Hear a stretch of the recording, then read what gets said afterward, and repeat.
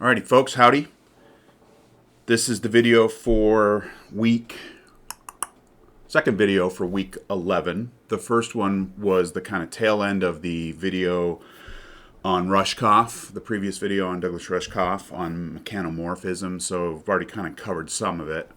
And then this second piece for this week is on Dataveillance. I wonder if you've heard that term before.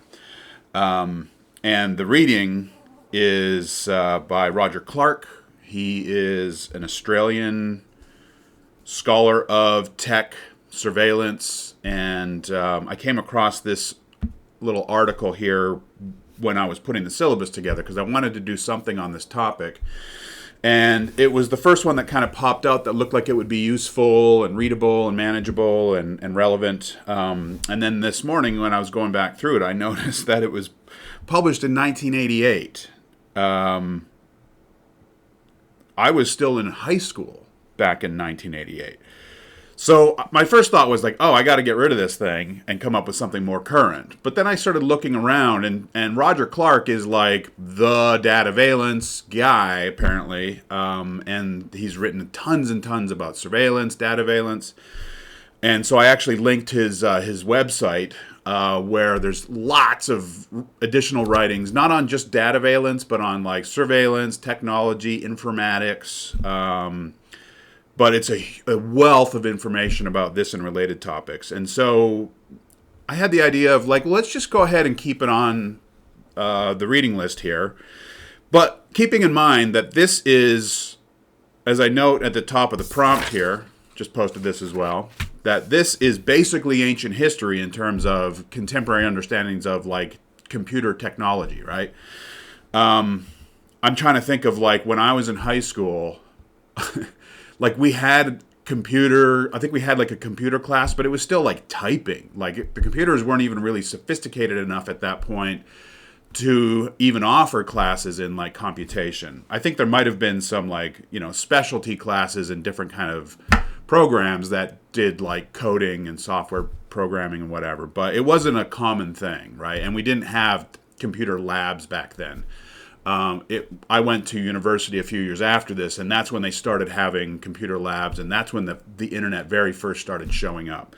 In any case, what's interesting to me then is that this guy, Roger Clarke, is writing about Dataveillance way before anyone else was even like, before this idea was on the radar, really. So it's interesting how he's able to kind of cover a range of really important ideas that are still relevant today. But we need to, put an asterisk by this reading, because whatever he's saying in here is true still today, but with the sort of dial turned up to a maximum level in terms of the kind of concerns part.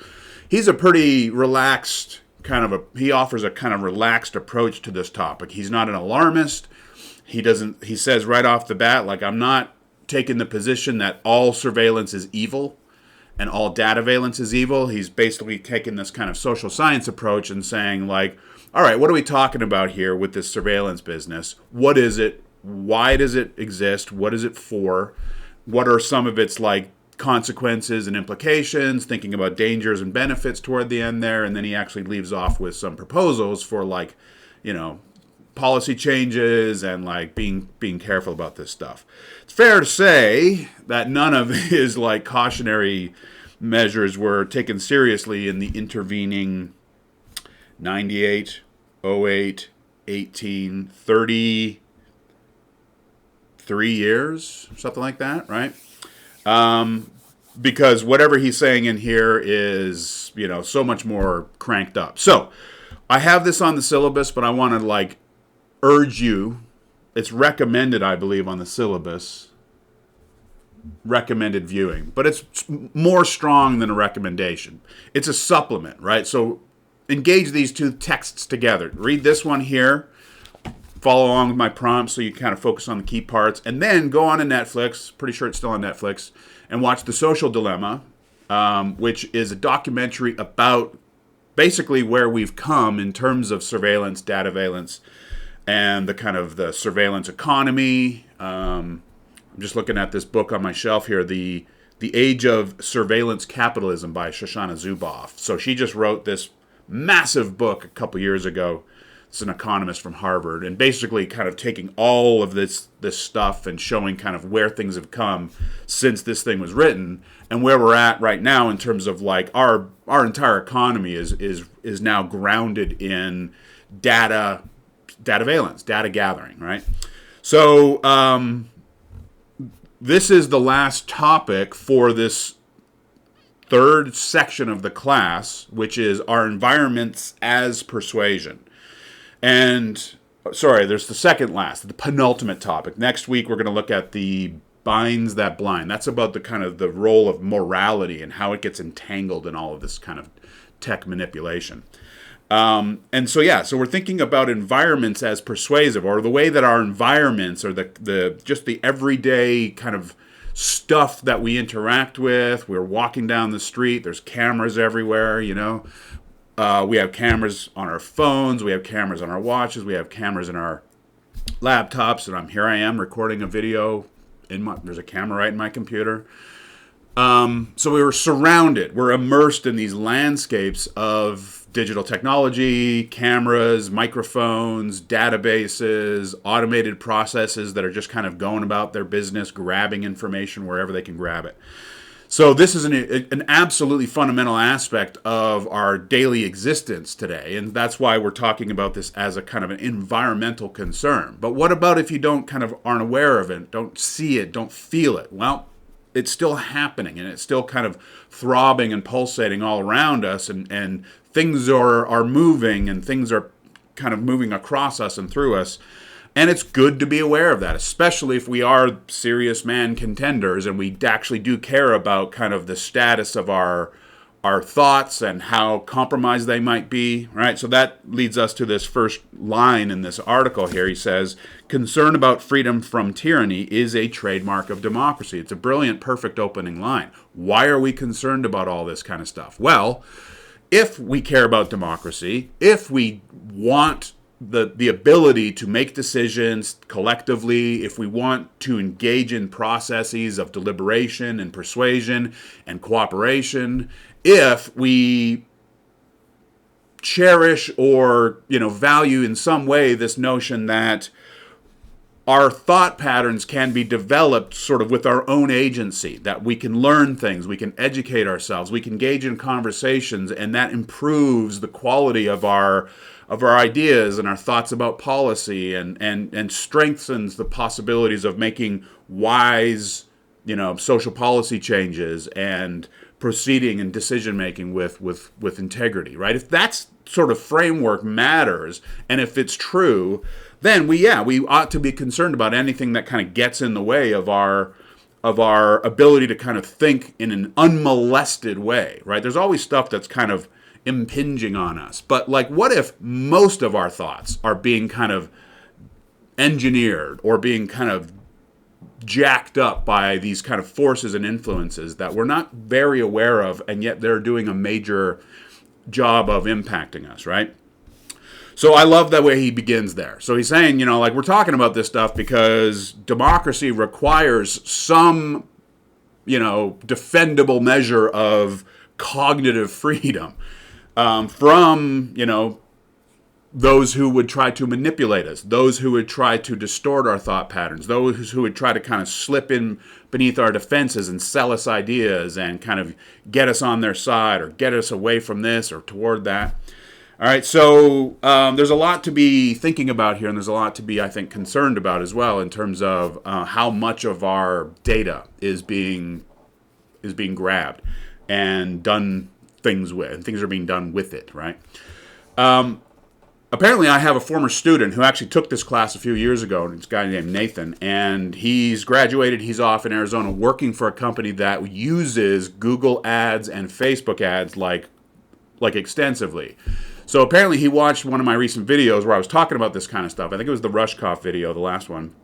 And he reached out to say, hey, your video kind of rang some bells for me because this is like the world that I live in. So if you want to like maybe know more from an insider's perspective how all this happens, let me know and we can chat. And so I just proposed to him this morning, would it be okay if we had a conversation about surveillance, dataveillance, just sort of what's going on with marketing and advertising and the platforms, and would it be okay if we recorded that and then I shared it with my students? So I'm hoping that Nathan will be interested in doing this and we can have a really hopefully good talk about what's actually going on out there.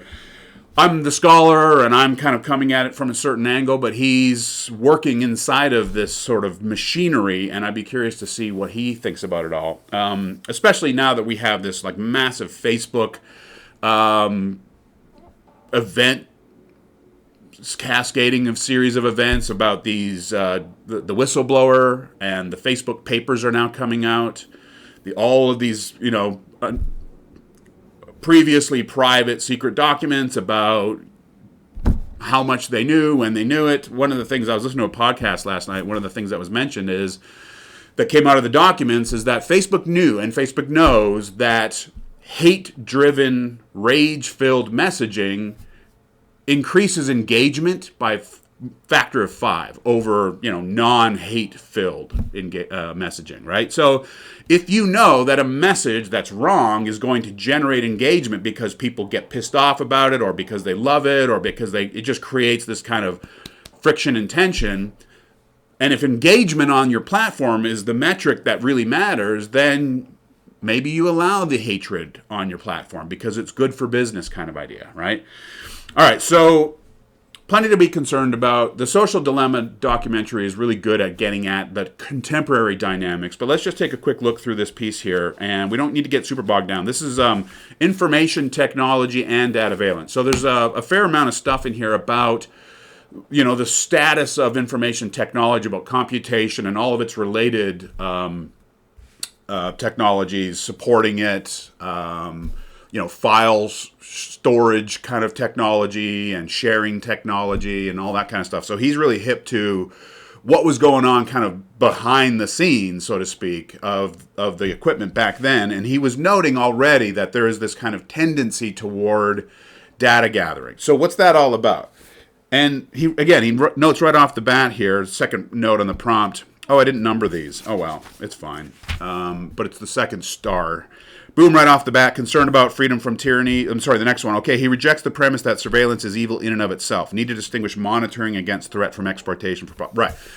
So right off the bat, it's worth noting that, you can think of a spectrum when it comes to surveillance, right? And I'm thinking about, the most mild forms of surveillance that we might routinely engage in. And I was thinking about, farmers' almanacs from, a couple hundred years ago. If you're a farmer, chances are you purchased the yearly almanac, which told you basically everything that happened the previous year in terms of weather patterns.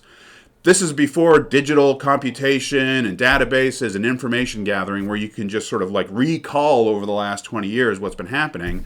Analog book form versions of weather patterns going back in years. And you would want to know this so that you could maybe track possibilities, or you could maybe sort of try to anticipate likelihoods, right? That's all kind of a form of surveillance, or surveillance, as he notes here, of space, visual kind of surveillance, spatial surveillance, monitoring what's going on out there, right?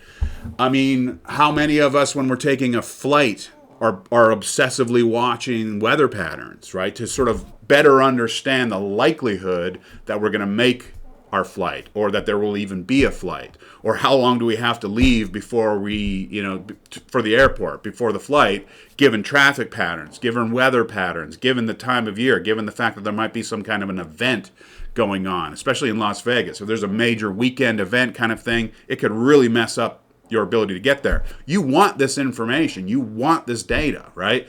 I think it's a very natural tendency within all of us to hedge our bets and to get as much information as we can before we act. I am someone who's pretty conservative about this kind of stuff. I'm a little risk averse in terms of making big moves. I want to study it. I want to know. I want to kind of have a feel for what's going on in a certain kind of area before I move into that area. And it's all about I don't want to, expose myself to a potential threat or an invasion or some unpleasant surprise.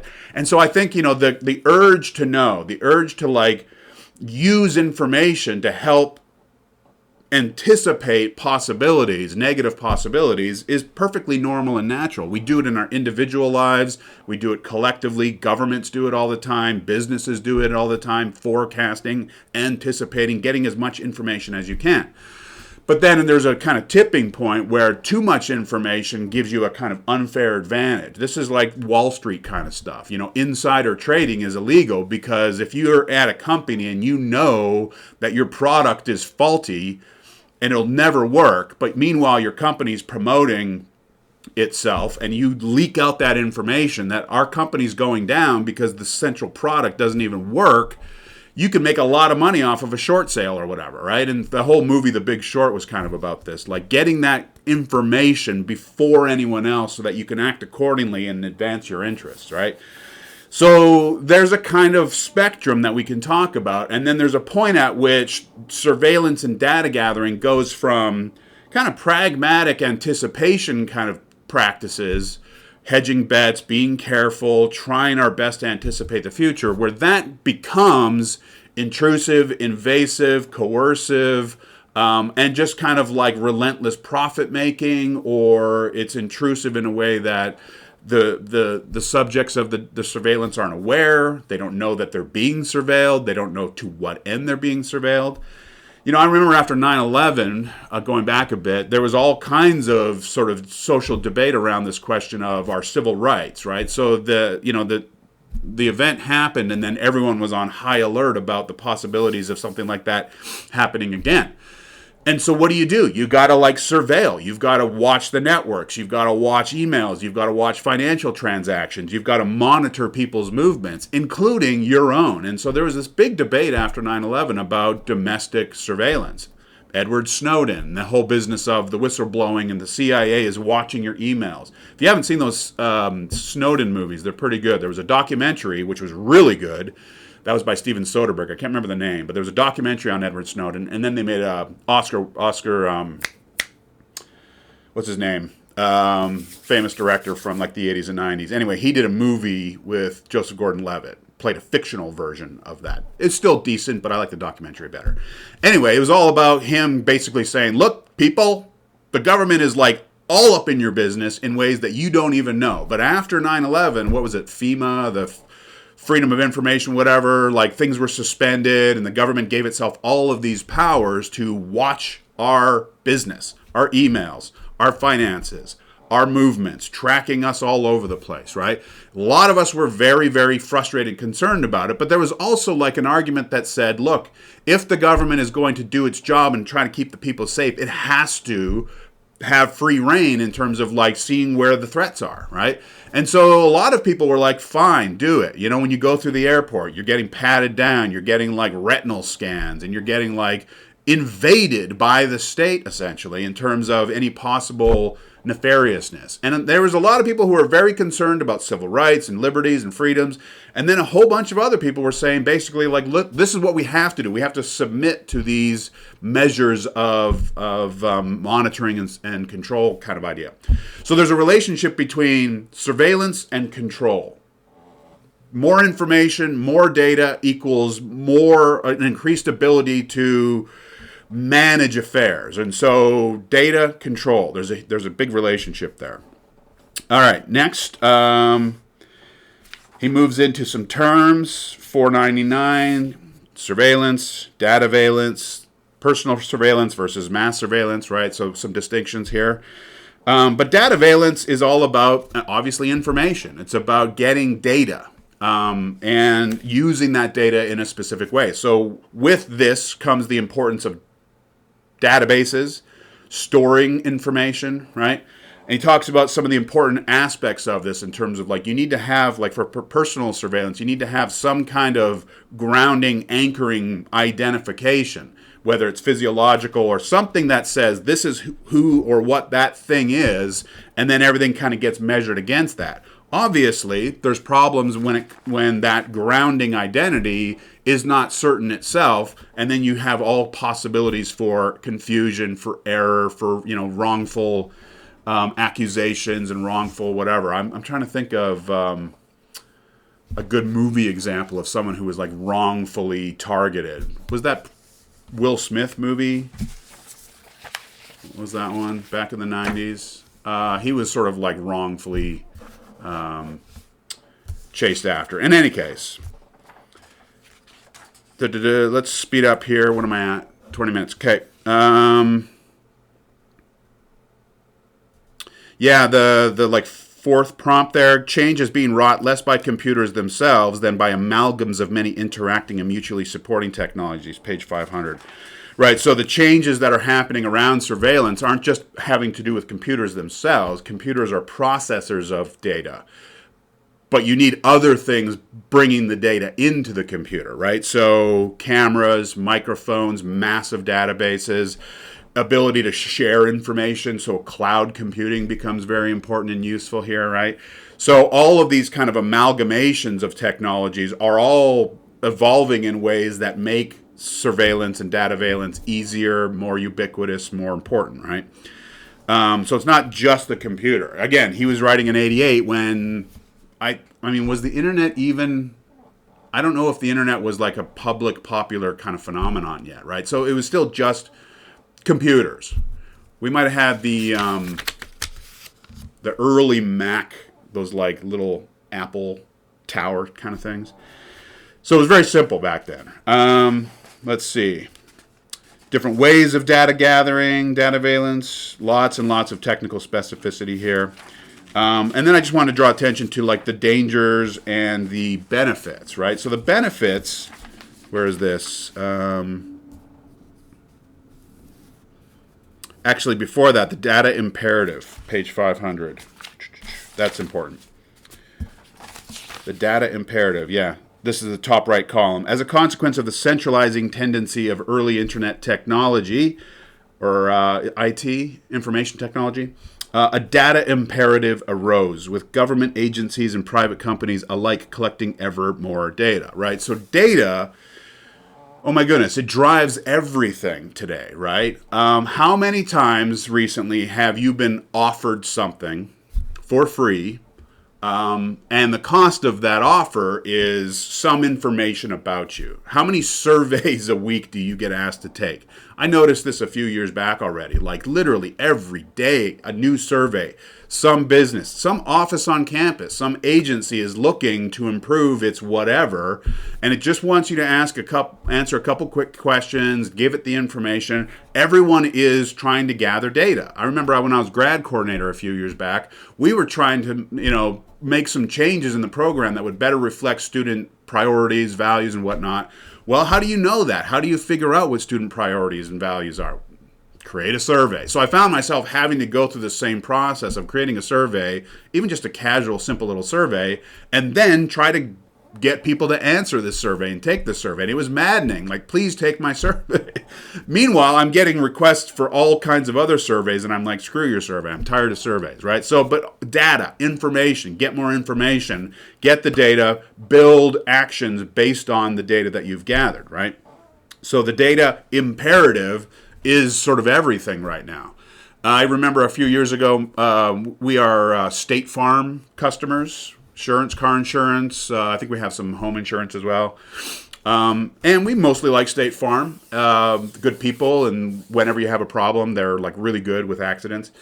But they were offering us a promotion that my wife jumped at because she pays the insurance bill. And the promotion was, we will give you 5% off of your policy, but you need to let us install this little tracking device in your vehicle, and you have to like stick it in your vehicle, and then you have to download the State Farm app.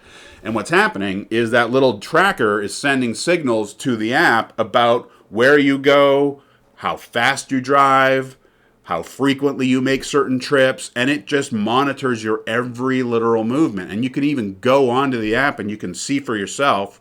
It uses Google Maps, because Google Maps is like the surveillance program, and it'll tell you what time, how far you drove. And I finally just ripped this thing out of my car and I said, babe, I will give you the money for the 5%, but they are not tracking me anymore. I'm really prickly about this kind of stuff. And I don't like the way that they use the, like, you can have it for free or here's a discount. All we want is everything about you kind of idea. So for me, it feels kind of like a battle for your own sense of protection, your own privacy, because so much of what we want to do through the internet, a new program, a new service, right? We just want some information about you. We just need you to sign up and give us this information. And hey, can we like track you? Can we follow you?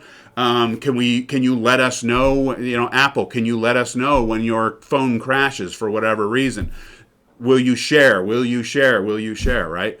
Everyone wants personal data. So personal data has become one of the most valuable commodities or resources that we have. It often gets compared to oil, right? It's like in the old material economy, oil and natural resources were everything. But now the stuff in here and the stuff in how we live our lives and all the information about what we do and where we go and who we associate with, like that's the commodity essentially, or the valuable resource. I still remember creating my Facebook profile back in like whenever they first came out, when it was very brand new and it was still cool and exciting. And I remember going through this series of like questions, right? And it's like, what kind of movies do you like? What kind of music do you like? What kind of books do you like to read? And I remember thinking, oh, this is so cool. We get to know more about each other, and I get to like share my cool stuff, and you get to share your cool stuff. And it's like, oh, you're that kind of person. I thought it was all about that kind of user to user thing, but no, it's like, it's building profiles. It's getting information about you so that it knows what kinds of advertisements to dangle in front of you, right? It's like, oh, you don't care about rom-coms, but you're all about sci-fi techie films. Got it. That's how we funnel our advertising money.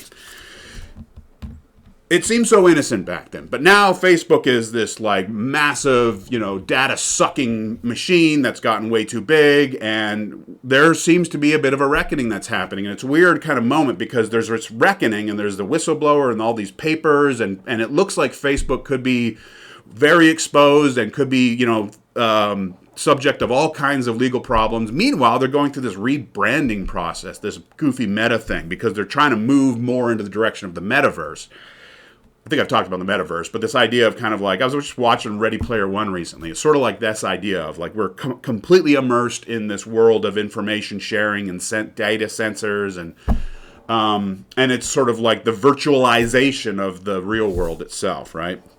So we'll see what happens with Facebook. I hope it goes down. I want it toast. I want it broken into a million pieces. It's had way too much influence, way too much unchecked influence over our thoughts, over our social lives, really. Yes, there is some good that Facebook offers, but by and large, it is a data-sucking giant, and I hope it goes down. Sorry, I'm not supposed to be too overtly opinionated here, but I hate Facebook. I'm still on it. Every once in a while I have to check it. I just posted some job ad stuff there. It's like it's this necessary evil thing. I just wish it wasn't, too big to fail or whatever. Why do we need it so much? Why can't we find other ways of doing the things we need to do? All right. Just jumping down to the benefits and the dangers, 505, 508. This is getting toward the bottom of the prompt there. So the main benefit of surveillance is security. And I kind of mentioned this at the beginning, right? Information allows us to make probably smarter choices about what's about to happen, and then guard against possibilities or swerve around possibilities. Imagine if the Titanic knew that there was an iceberg, right, under the water that was about to capsize it. Imagine if it had that surveillance information. It would just go, all right, cool, we're going to go right around there. We want that. We need it. It's important, right? So there's sort of mild surveillance, but then there's the dangers of like rampant sort of unchecked and runaway surveillance, dataveillance, and things like misidentification, getting you wrong, getting sort of mismatched information about who you are and what you're doing, and that can lead to all kinds of problems. Have you ever had your identity sort of confused or compromised? It's very maddening. So there's that. There's profiling, right? Because you're the kind of person who does this, then that's the kind of person you are, right? You can be many kinds of things. The systems can get the information wrong. It's like my constant ranting about the Apple Music recommending algorithm. It's pretty bad for the most part. At least the one that creates my weekly music list. I wonder if anyone else has this. And it's like if you like one song from one artist 5 years ago, they just keep cramming that same sound in your speakers every week, and it's like it's just so boring. It's so repetitive and redundant, right? And it's like you're profiling me as this like one single thing. I have many interests. I swear, if you recommend other kinds of music, I will give it a shot. But it's very conservative. It's just like based on this. Harassment, manipulation. So there's lots of dangers. And then the last thing on the prompt here is sort of one of his last points before kind of policy and recommendation stuff. But he's, again, 1988, and he's saying what he did not consider, Orwell, we read some Orwell, what he did not consider was the possibility that the development of the intrusive technology would occur on its own without the spur of totalitarian intent. So back then, the fear was some kind of totalitarian dictator would arise and then would sort of insist on creating technologies to serve their totalitarian desires. No. What about the technology itself emerges in such a way that it helps give rise to dictators and totalitarians and fascistic kinds of ways of thinking and relating to people? That is what's happening in the world. We see totalitarianism, dictatorshipisms, fascisms all over the place, and they're deeply, deeply driven by these technologies, the information. There's another documentary on Netflix about Cambridge Analytica and Facebook. This one gets a little bit more flack and critical flack because it's not quite showing the whole picture and it's a little bit overly conspiratorial. But what was going on with Cambridge Analytica and this whole Brexit business, it's pretty alarming just what you can do with information about voters and likely voting patterns and how you can kind of sway things and manipulate things. Trump, in his win, used Facebook extensively and frankly brilliantly. He used the tools at his disposal to send messaging, inflammatory messaging, and it worked, right? Galvanized opinion, continues to work. By the way, I heard something just a week or so ago about he was supposed to be launching his own new social media platform or media platform, and it feels like it just kind of plopped. I'm not sure what's going on there. In any case, I should probably wrap up here. So there's a little bit on dataveillance and surveillance. Like I said, this is a moderate, mild kind of treatment of the topic. We need to be a lot more concerned about dataveillance today, and that's why you should go watch The Social Dilemma, because it really gets at the extent to which our just everyday lives, our personal, intimate, private lives are being invaded by free products and all kinds of automated processes that are going after our information and spying on us in ways that we're not really aware of or familiar with. And I know that, like, if you don't immediately sense the invasion, you might not be, concerned about it. But thinking about the kind of long-term unintended consequences and downstream effects of this stuff is necessary, right? And so, for me, an analogy is like the fast food industry. How can a hamburger be 99 cents? It doesn't make any sense, right? In order for a hamburger to be 99 cents, you have to externalize the costs, right? You externalize costs into the cows by gathering them all up into these massive factories, by cheapening, right? In order to make that burger cheap, you've got to have cows by the tens of thousands in these massive lots, and you just got to treat them like commodities, right? And then the externalization of that process on the environment. It's terrible for the environment. It's terrible for the workers who work there. You've got to pay those workers in the slaughterhouses pennies, right? Everything gets externalized. My argument is that part of the reason why people aren't taking jobs right now is they're finally saying we're tired of all that. We're tired of the costs that we have to all bear so that certain amongst us can have super cheap food or easy products that don't seem problematic, but have problematic relations in the wider world, right? So I feel like we're starting to pay the price, finally, for decades of artificially cheapened food, where we're externalizing all of the costs that go into creating an artificially cheapened meal, right? Those costs got to go somewhere. It's not right that a hamburger costs that little, right? And we shouldn't really expect it to. And so we shouldn't expect these devices to just be sort of like happy, fun play toys with no consequences. There are consequences to all of the data and all of the messaging surrounding the data that's pushing and prodding us in ways that are rooted in, anger, desire, vanity, pride, fear, paranoia, right? These are the kinds of messages that create the engagement. But it's a frothy, affective, very intense, very sense-based kind of new reality, immaterial virtual reality we live in, where we're all on these devices all the time, and that engagement is being kind of fomented through sort of artificially amplified messaging. I go onto Twitter all the time, and I hate Twitter. I always say this. Like, I can't stay off of Twitter. I hate it, and I'm on it. And I don't really need to be on it. Why? What's that weird dynamic where I have to be on this thing, and I don't want to be? I think we all have this to some extent, that we probably don't love that, or maybe we wish that we could get off because Instagram makes us feel crappy about ourselves, all the beautiful people, and all the fun things and cool things, and everyone's better and greater. There's increasing amounts of research that suggests Instagram is creating a massive psychological toll on like middle school aged young people, mostly girls, but all of them really. And my kid is my son Calix is 13. He's in middle school, man, and it is gnarly. The pressures, the anxieties, and so I'm not blaming everything on this stuff, but it certainly takes certain tendencies and just like jacks them up.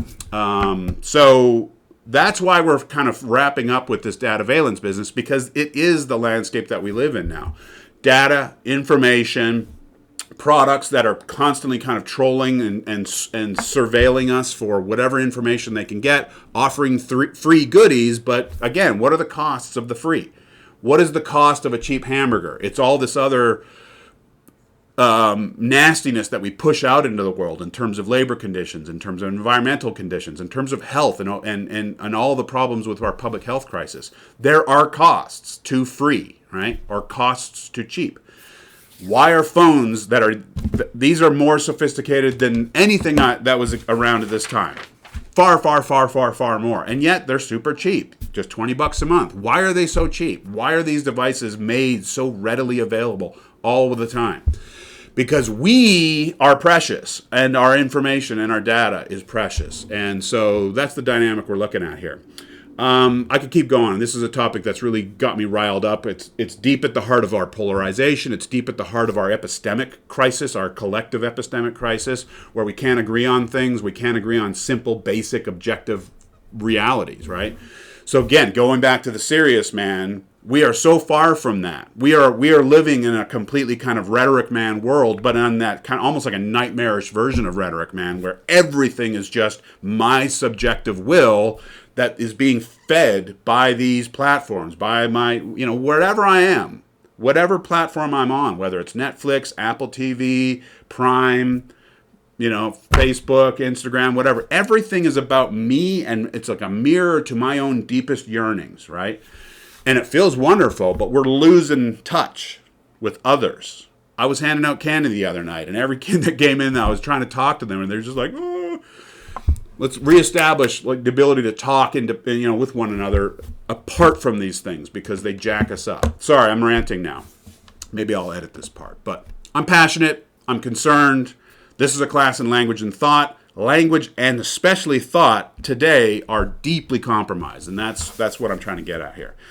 So the next thing that we'll be moving into after next week will be in this what can we do towards shared understanding today is the topic. What can we do? Is there a way back to each other? Is there a way back to sanity?